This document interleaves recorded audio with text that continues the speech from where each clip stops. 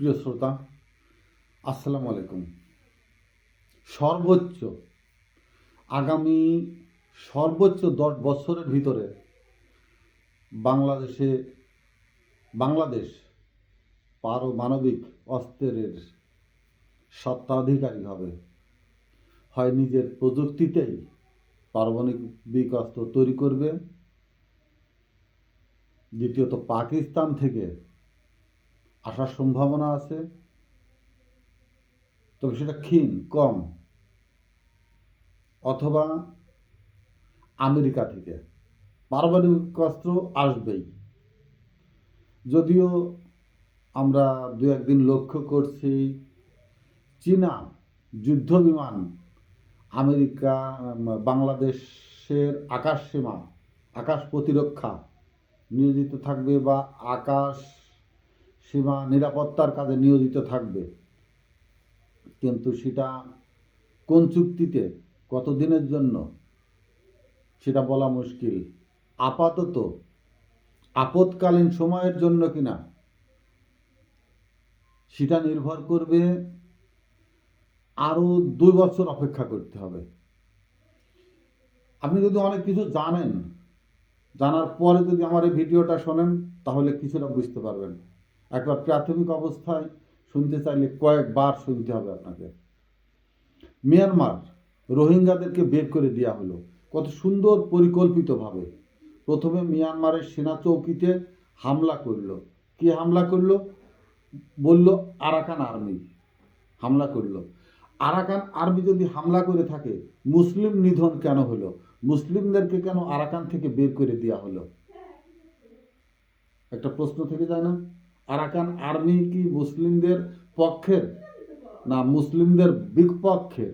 নাকি Arakan army কোনো পক্ষেরই না? আরাকান আর্মি শুধু চাচ্ছে তাদের আরাকান রাজ্যটাকে সম্পূর্ণ জনশূন্য করে তাদের নিয়ন্ত্রণে নিয়ে পরবর্তীতে তাদেরকে যারা অস্ত্র, খাদ্য, অর্থ, চিকিৎসা বিভিন্নভাবে সাপোর্ট দিয়ে যাচ্ছে, তাদের মতানুসারে লোক সেখানে বসতি স্থাপন করবে।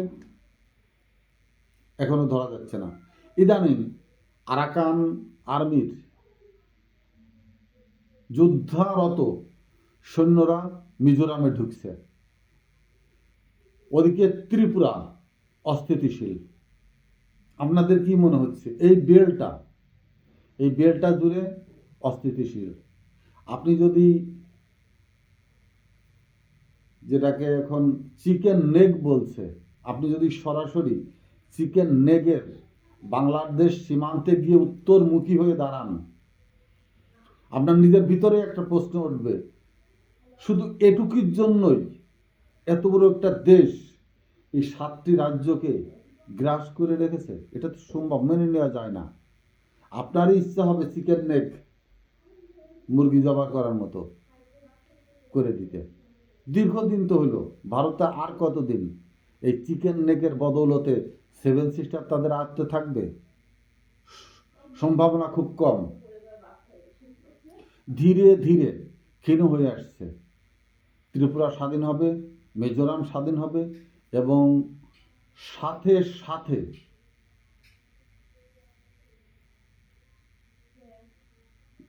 শিখদের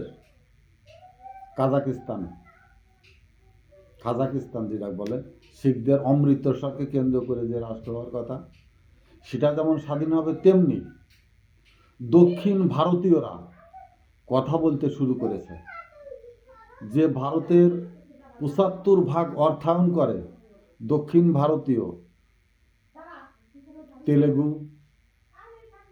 হায়দ্রাবাদ, সেসব অঞ্চল কিন্তু অত্যন্ত অবহেলিত। হায়দ্রাবাদ অনেক দিন থেকেই সুযোগ খুঁজছে, বিদ্রোহী হোক, স্বাধীনতা ঘোষণার পক্ষে হোক। ভারত কি সরাসরি তার সৈন্যদেরকে যে কোনো সীমান্তে পাঠিয়ে যুদ্ধে লিপ্ত হবে? অসম্ভব। কেন্দ্রীয় সৈন্য, কেন্দ্রীয় আর্মি বা কেন্দ্রীয় যাই বলেন না কেন, তারা কারা? তারা ভারতেরই নাগরিক এবং ভারতের মধ্যে কোনো না কোনো প্রদেশের সৈনিক তারা। 71-এ কি হয়েছিল? বাংলাদেশের সৈন্য যারা পাকিস্তান সেনাবাহিনীতে চাকরি করতো যুদ্ধের সময়, কিন্তু তারা পাকিস্তানে একমাত্র বন্দী হওয়া ছাড়া যে যেমনি পেরেছে তারা কিন্তু বাংলাদেশের পক্ষে যুদ্ধে লিপ্ত হয়েছে। ভারতে যদি অভ্যন্তরীণ স্বাধীনতাকামী দেশগুলো বিদ্রোহী হয়ে ওঠে, কেন্দ্রীয় শাসিত কোনো বাহিনী বলে কি কিছু থাকবে আপনার ধারণা? সমস্ত সৈন্যরা যার যার দেশে গিয়ে তার তার দেশের পক্ষেই স্বাধীনতাকামী মানুষের সাথে দাঁড়াবে, এবং কেন্দ্রীয় সরকার বলে, কেন্দ্রীয় বাহিনী বলে, কেন্দ্রীয় কমান্ড বলে কিছু থাকবে বলে আপনার কি মনে হয়? আমার হয় না। আপনাকে এখানে কিছু জিনিস বোঝার চেষ্টা করতে হবে। রাশিয়া ইউক্রেন যুদ্ধ চলছে, এত কিছু হওয়ার পরেও ইউরোপ সরাসরি জড়ায়নি, ইউরোপ আর কখনো জড়াবেও না। তৃতীয় বিশ্বযুদ্ধ শুরু হয়, তৃতীয় বিশ্বযুদ্ধে ইউরোপের মাটিতে হবে না, আমেরিকার মাটিতে হবে না, ব্রিটেনে হবে না, ফ্রান্সে হবে না। তৃতীয় বিশ্বযুদ্ধ শুরু হলে হইতে হবে রাশিয়ার মাটি থেকে, দক্ষিণ এশিয়া, ভারতের মাটি থেকে। ভারতের মাটি থেকে দক্ষিণ এশিয়া যদি ভারতের মাটি থেকে শুরু হয়, বাংলাদেশের ভূমিকা আপনি কোন চোখে দেখবেন? মিলিটারি ইন্টেলিজেন্সের চোখে? তৃতীয় বিশ্বযুদ্ধের চোখে? বিশ্ব war of field of base, base বলতে আমি এইটাই বোঝাচ্ছি যেখানে ভারী ভারী অস্ত্র নিয়োগ করে দূরপাল্লার অস্ত্রগুলো ব্যবহার করা হবে, সেটার সম্পূর্ণ সুযোগ্য এবং সেই ধরনেরই পটভূমিকাময় ভূমি বাংলাদেশ। আগামী 30 বছর পৃথিবী অত্যন্তভাবে অশান্ত হয়ে উঠবে এবং বাংলাদেশ তৃতীয় বিশ্বযুদ্ধের একটি ময়দানে রূপান্তরিত হবে, ময়দানে পরিণত হবে, এবং এই ময়দানকে রক্ষা করতেই এখানে পারমাণবিক অস্ত্র নিয়োগ হবে, এই জন্যই যেন এই যুদ্ধের বেস, যুদ্ধের ময়দান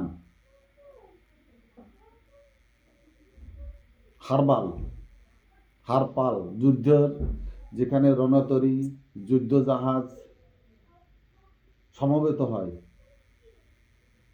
সমাবেশ ঘটায়, বাংলাদেশ তেমনই একটি ভূমি হবে। অতএব এটাকে রক্ষা করতে হলে, এটাকে শক্তভাবে ভিত্তি স্থাপন করতে হলে এখানে পারমাণবিক অস্ত্র অবশ্যই মোতায়েন করতে হবে, এবং এই পারমাণবিক অস্ত্র বাংলাদেশের নিয়ন্ত্রণে থাকবে কিনা সেটা জানি না, তবে পারমাণবিক অস্ত্র বাংলাদেশে আসছে। এখন পাকিস্তানের সাথে বাংলাদেশের সুসম্পর্ক কীরকম হবে? আমি এর আগের ভিডিওতে বলেছিলাম, 52 বছর স্বাধীনতার নামে বাংলাদেশের যে রাষ্ট্রীয় রাজনীতির নামে যে সংগঠনগুলো, রাজনৈতিক সংগঠনগুলো গড়ে উঠেছে, তাদের অদূরদর্শিতা, অপারগতা, অপরিকল্পনা এবং নত জানু পররাষ্ট্রনীতি যেমন ছিল, তেমনি অনভিজ্ঞ। সোহরাওয়ার্দীর পর ভাসানী সাহেব স্বাধীনতার জন্য লড়াই করে গেছেন বটে, শেখ মুজিব যাদেরকে নিয়ে হৈহুল্লোড় করে স্বাধীনতার মুখোমুখি করে জনগণকে উদ্গ্রীব করে তুলেছিলেন, কিন্তু দূরদর্শিতা তাদের ভিতরে রাষ্ট্র পুনর্গঠন বলেন, রাষ্ট্রকে সার্বভৌমত্বের ভাবে যে প্রতিরক্ষা বলেন, পররাষ্ট্র নীতির উপর ভিত্তি করে রাষ্ট্রকে অর্থনৈতিক প্রতিরক্ষা খাত যতটা শক্তিশালী করার কথা ছিল এই অঞ্চলে থেকে, যে কোনোভাবেই হোক, যে কোনো কারণেই হোক, সেটা কিন্তু সম্ভব হয়নি। ভারত থেকে আমাদেরকে আলাদা করে দেওয়ার পিছনে যে যত কথাই বলুক না কেন, এখন তো উপযুক্ত সময় ভারতের সাথে আমাদের বোঝাপড়ার। আমরা কতটুকুন পাবো, কতটুকুন অত্যাচার অনাচার করে গেছে ভারত আমাদের কাছে বেশি দিনা নাকি পাকিস্তান?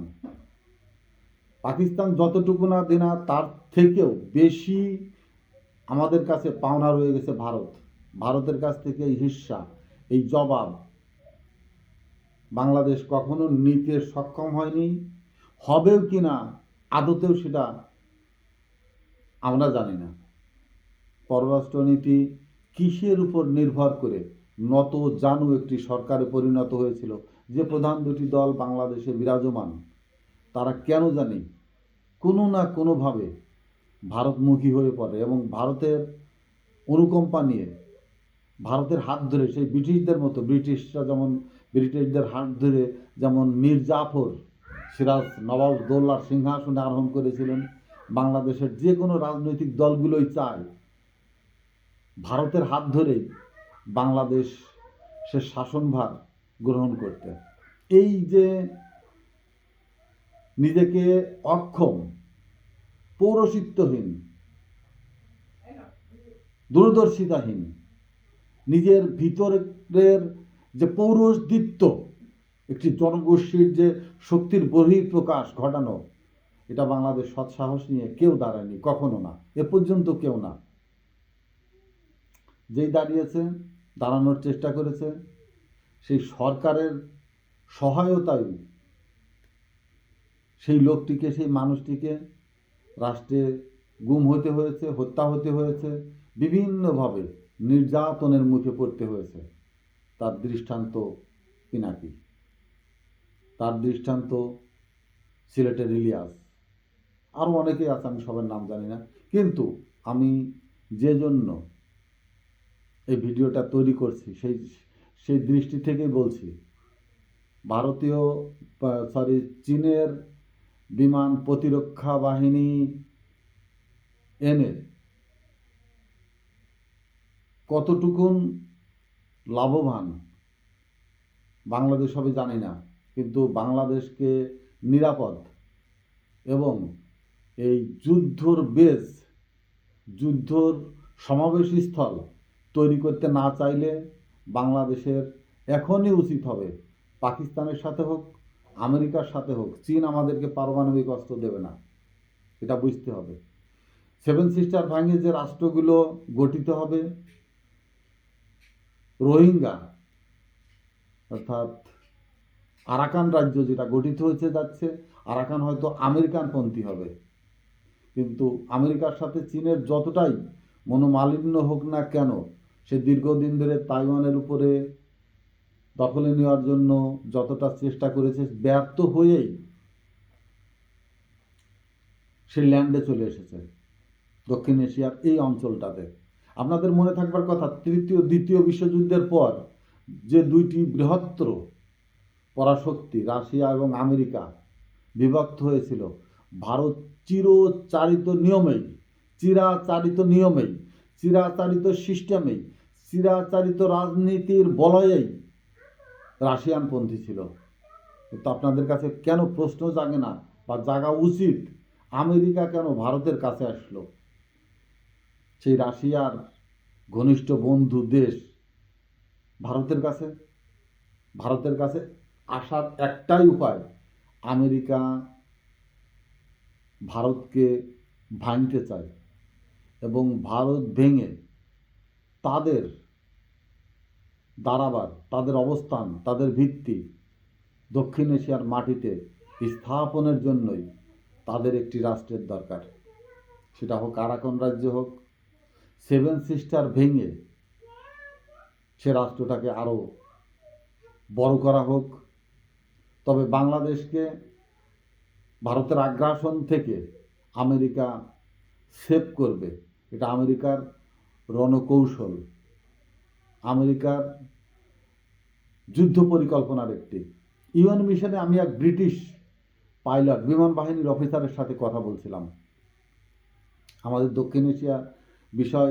তিনি যখন আমার বাংলাদেশের পতাকা দেখলেন বা বাংলাদেশি বলে জানলেন, তখন উনি এখানকার বেশ কিছু কথা, তথ্য আমার কাছে জানবার চেষ্টা করেছিলেন।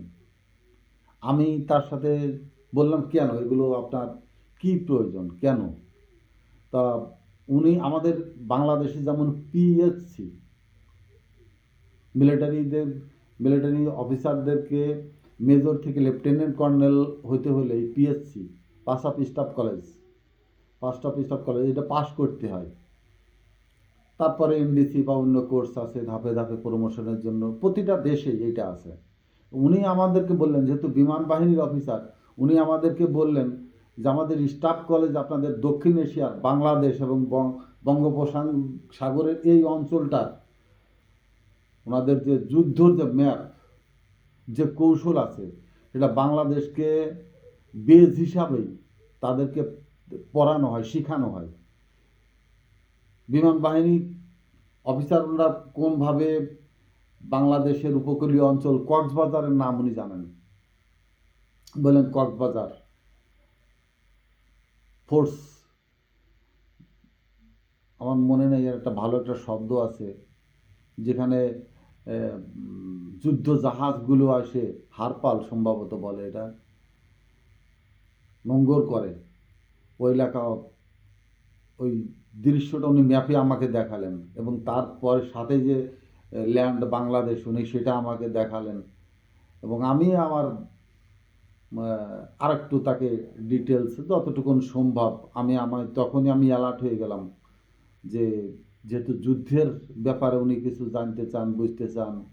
উনি স্টাফ কলেজে পড়েছেন এবং 1 বছর শেষে ফিরে যেয়ে আবার বিমান বাহিনীর অফিসারদের, স্টাফদের যে কলেজ, ওখানে উনি আবার ইন্সট্রাক্টর হবেন, পাঠদান করবেন।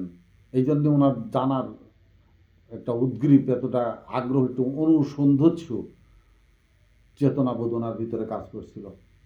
আমার তখন থেকে এই কিছুটা মাথায় আছে, এবং এখন যেটা বর্তমান যেটা পরিস্থিতি, আগে মানে ধীরে ধীরে সেই পথে, সেই দিকে এগিয়ে যাচ্ছে।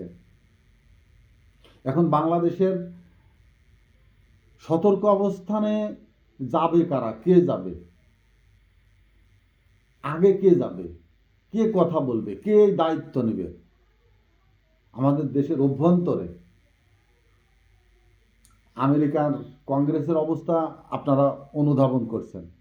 এর আগের বারও 16 সালের নির্বাচনে জিতা দল কংগ্রেস, একজন মহিলা ক্যান্ডিডেট দিলেন হিলারি ক্লিন্টন, জিতা দল হেরে গেলেন।